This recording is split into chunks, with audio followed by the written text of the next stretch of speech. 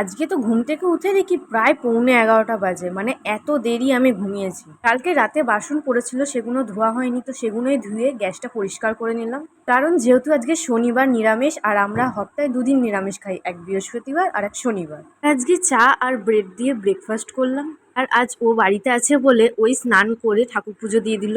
ওর আজ evening duty বলে তাড়াতাড়ি রান্নাটা করে নিলাম। আর আজকে রান্নাতে বানিয়েছিলাম খিচুড়ি, বেগুন ভাজা, পুঁই আলু চচ্চড়ি। এদিকে দেখো আমি ওর হাত ধরে নেই, কিন্তু ও বলছে তুই আমাকে ছাড়, আমি অফিস যাব। মানে ওর কাজে যেতে একদম ইচ্ছা করছে না। আর কালকে কিছু আমি জিনিস কিনে এনেছিলাম, সেগুলোই গুছিয়ে রাখছি। এখনো সেরকম কিছু কিনিনি, এখনো প্রায় কিছু মশলা তেল ফেল কিনতে বাকি আছে। তো যাই হোক, আমি ভালো করে গুছিয়ে রেখে দিলাম সব কিছু। তারপর আজকে সন্ধ্যাবেলা টিফিন করলাম খিচুড়ি, কারণ একটু খিচুড়ি বেঁচে গিয়েছিল। তারপর আজকে রাত্রে বানালাম পরোটা, ঢেঁড়স আলু ভাজা, বেগুন ভাজা।